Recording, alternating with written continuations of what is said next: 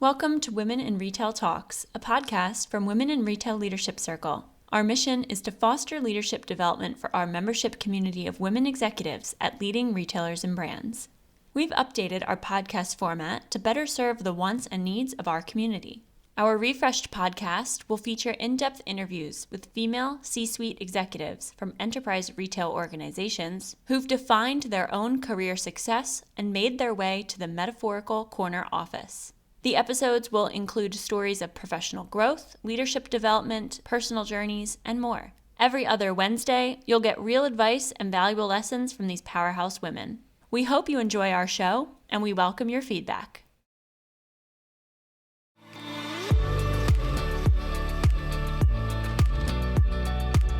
Hello and welcome to Women in Retail Talks. I'm Marie Albajes, the Senior Editor of Women in Retail Leadership Circle. Today, I am thrilled to be joined by Sara Tervo, the Executive Vice President and Chief Marketing Officer of Express. In this episode, we discuss how Sara got started in retail, how she made her way through the ranks to her current position at Express, and what lessons she's learned along the way. So Sara, welcome to the show. I'm so happy to have you here. Thank you so much. Excited to be here. Yeah, it's great.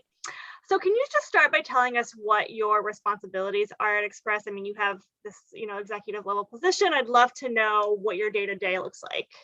Absolutely. So I oversee marketing. This includes the marketing strategy, creative, visual merchandising, as well as the performance marketing and analytics functions. I also oversee our e-commerce operations. And how long have you been in that role? Just over 2 years. So I had my 2-year anniversary in September. So it's been a wild couple of years after we sort of set forth on our strategy and our brand positioning and a restructure. COVID hit. So it feels like it's been a wild couple of years with the brand, and we've gotten very close and learned a lot over the last couple of years. Yeah, I was going to say, I remember kind of a pivoting happening with restructuring and the rebranding of Express. That's really cool. Yeah. And so I understand that you've been in retail for most of your career. I know you've held leadership positions at Pink and Victoria's Secret and Justice you were at before coming to Express. So how did you get started in retail? Like, what drew you to that? Well, it's interesting when I look back. I actually started working in the mall in high school and in college at the Gap. And then I made my way to Banana Republic. And even then, when I was working in the mall, I just loved retail. I loved the social interaction. I loved fashion. So, but I didn't necessarily realize at the time that I'd be 20 plus years into corporate retail, but I did definitely enjoy it. And then I went to college and thought I would actually major in broadcast journalism. And so I went to Ohio University in the journalism school there, and I had my first internship at a TV station in Cleveland, and realized quickly that it wasn't what I thought it was going to be.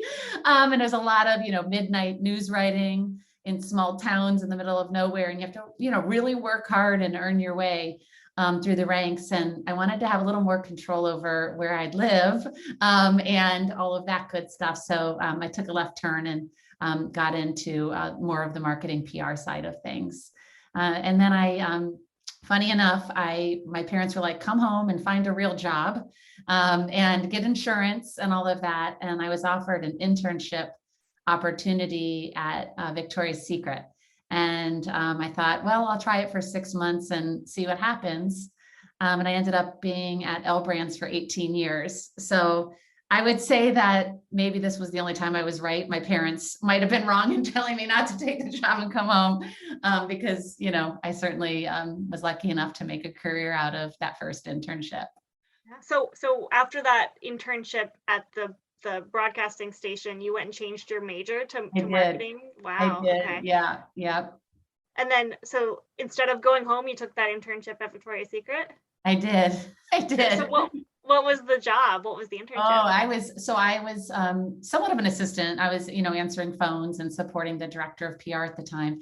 And then my responsibility, this is going to date me, but I was to put together the clip books. And back then we didn't have the technology. So I was manually, copying, cutting, pasting, highlighting, and collating clip books. And I took a lot of pride in putting those together, and I'd have to do it all in off hours because people wanted the printers and the copiers during the day.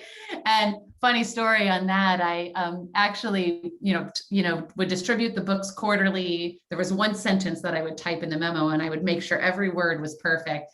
And one of the executives, after one of the distributions, wrote back, "Who reads this? What a waste of time. Let's stop doing this immediately." And I literally started crying, thinking, I'm going to lose my job.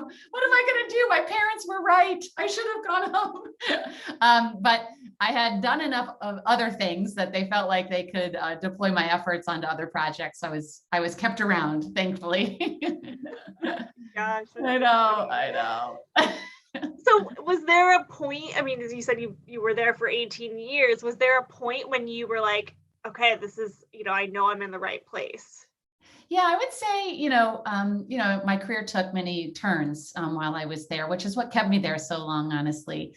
I had great mentors and bosses and coworkers, and as I was young, so I was learning my way through what, got me out of bed in the morning, and what, got my brain cooking, and what motivated me. And through that time, I would say, I started in the PR side of Victoria's Secret. I became more and more interested in marketing and strategy and the holistic view.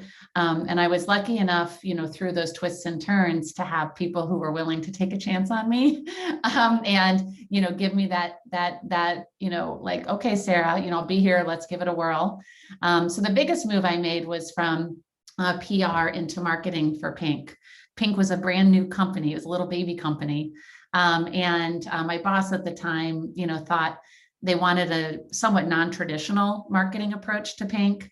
And I didn't have a traditional marketing background because I had come from PR. So they basically were like, try to figure out how to get girls on campus to talk about and wear pink. So we came at it more from an event, marketing, PR, social media, back when social media was like a little baby thing and nobody knew how it worked. So through all of that, I just kept learning and growing as a leader and as a marketer. And, I would say would be true for each of my career moves. It was just felt like, the right time or the right opportunity to challenge myself and grow and learn. I love how you use like the fact that you didn't have a background in marketing to say like, look, you want non-traditional, I got you. I have no tradition. Yeah. So, I'm a quick study on the traditional stuff, I guess. I had enough analytics chops and I understood the data, but I didn't have a background in it. But over the years, I've certainly, learned it. Yeah. So, I mean, you mentioned mentors, suggesting that you would be good for a job. I wonder, like, since you were at the company at L Brands for so long, how did you know when it was the right time to kind of move forward? And were you always kind of looking for that next job up, or were you, what was there ever a point when you were like, what, I'm comfortable here, and now I need to figure out where I'm not comfortable? Yeah, I would say that I was always a little scared, and there's a lot of comfort in finally figuring it out and what you're doing. And if, assuming you like your team and your boss, it's awesome. And at times I would look back and joke, careful what you wish for, because it's like, I would want, at that time in my career, I wanted more responsibility. I wanted more scope, wanted to work harder, and I'll work my way up the ladder. So I was ambitious in that regard. And then, I would be in this moment of swirl, trying to learn and stabilize and organize myself. And so, but with each move, I'd look back and say, I'm glad I took that leap.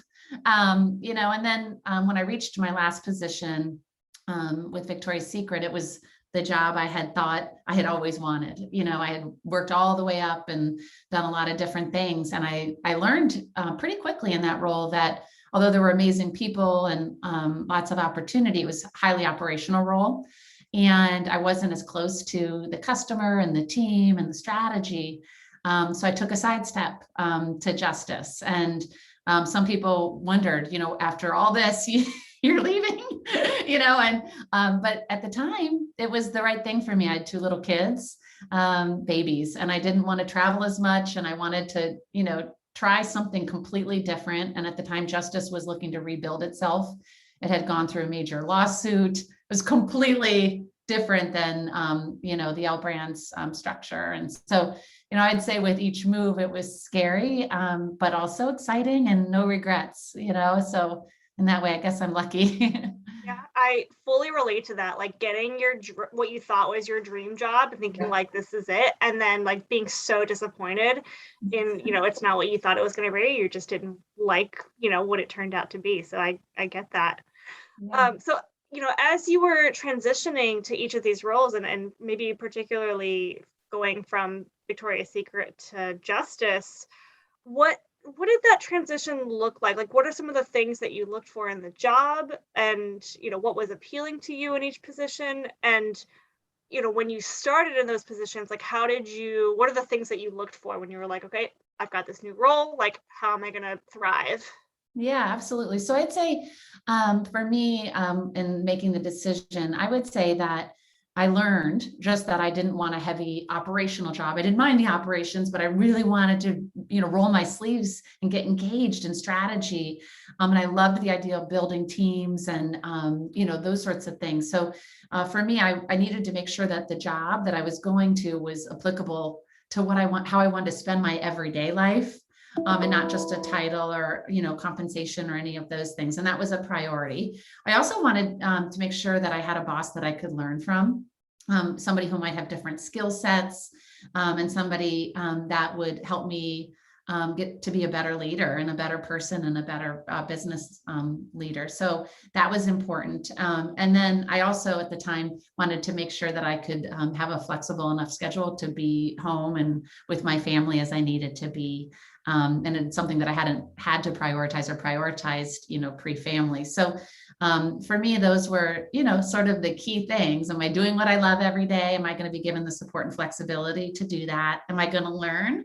And can I have the flexibility? And then, I would say then with each job, it used to be the advice was, listen for 6 months, make sure you understand everything before you, try to change anything. And boy, was that not good advice because the world is moving so fast and faster, like got to jump right in. Right. So, and I would say for me, it was a balance of in both situations with Justice and Express that they were looking for a transformation. So there wasn't a lot of time.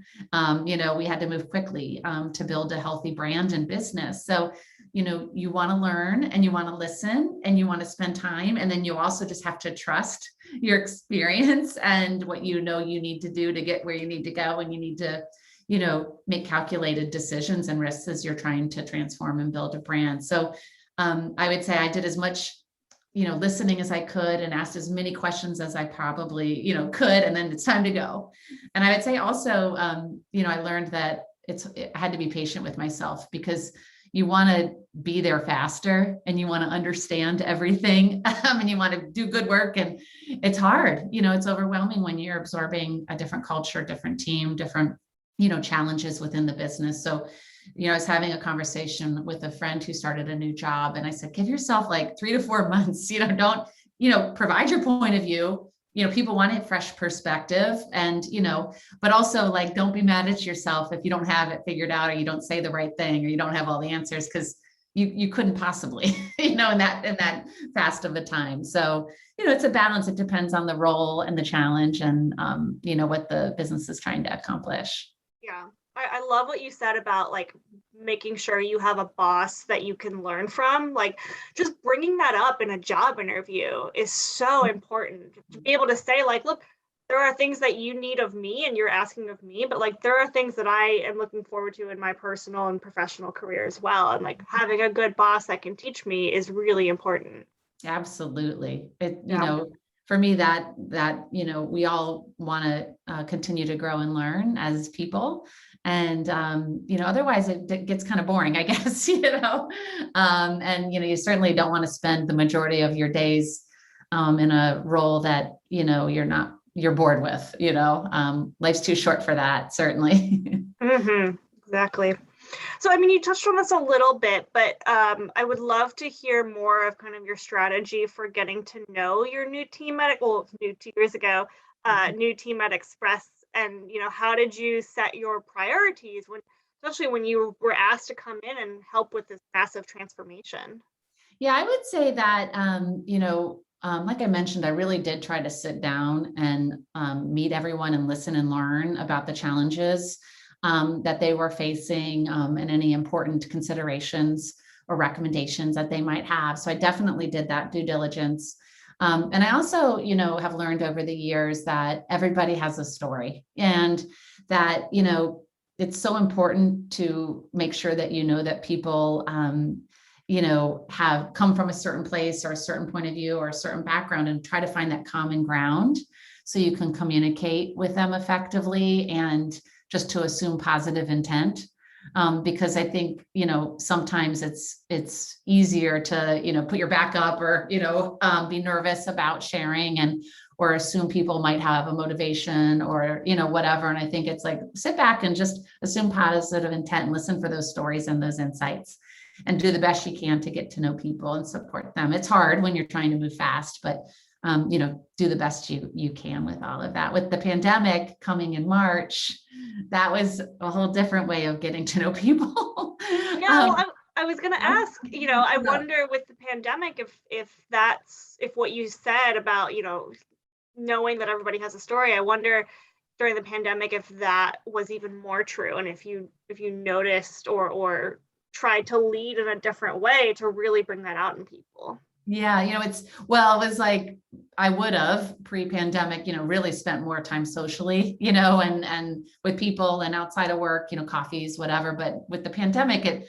sort of forced us to like get to know each other. We were in our homes, we were dealing with different logistics and challenges, and so we got to know each other more intimately, I think, in a different way, if that makes sense. And we also, we were in it together. And, so I think that it forced us to, just talk differently, learn differently, change our strategies, and just communicate, because, we didn't have the impromptu dialogue in the hallway anymore. It was like, we have to get together every morning and have a team meeting and share stories, and, find different ways to connect with each other. Yeah.